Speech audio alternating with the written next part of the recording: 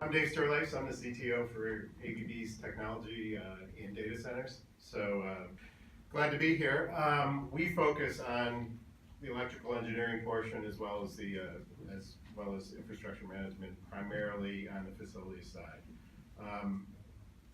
For the question, I think both gentlemen have come up with some good things, and for our perspective, I think Edge requires a less bespoke kind of attitude to it. It has to be more something that you can put in place and leave essentially unattended. And when we look around with some of our customers, I'm coming from industry side, so we're big in chemical, oil and gas, and pulp and paper and things like that. So you won't have the personnel on site to manage things.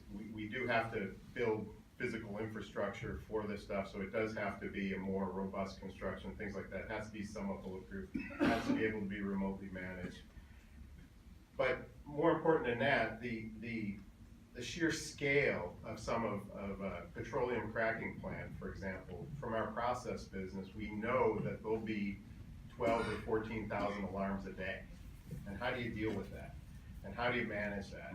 And how can people prioritize and things like that? So that's what we're seeing is it's a lot of things have to be done in real time at the site, and then you have to have perhaps a smaller pipe going up to a cloud or to a core for that purpose, but you need to be able to do some real-time decision making with industrial strength controls.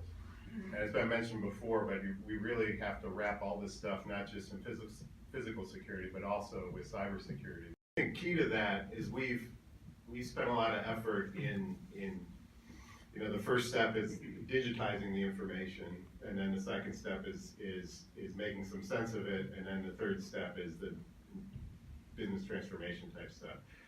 So we spent a lot of effort in both greenfield and brownfield type places making information better accessible. So a lot of one of our taglines floating around on a banner somewhere is called deep component visibility. So the further down we can see into the process, into the component itself, the better off we think it is.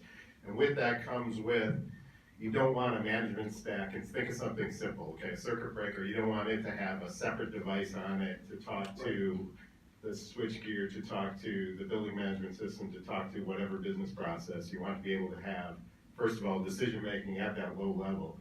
So should I do something? Yes, you should. Okay, so I want the peer interaction, and then save the high-end stuff for when it's needed, which also frees up capacity, makes you more agile and things like that. So we spent a lot of effort in doing that at places like that.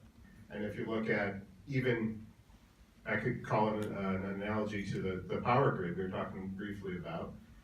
The power grid is no longer one big generation plant coming down. It's a smart grid, right? Things are going left, right, north, south, east, west, and we have to be smart about how to do it, and we have to route around outages, et cetera, et cetera. And that's all based on peer-to-peer communications, open, fast, secure.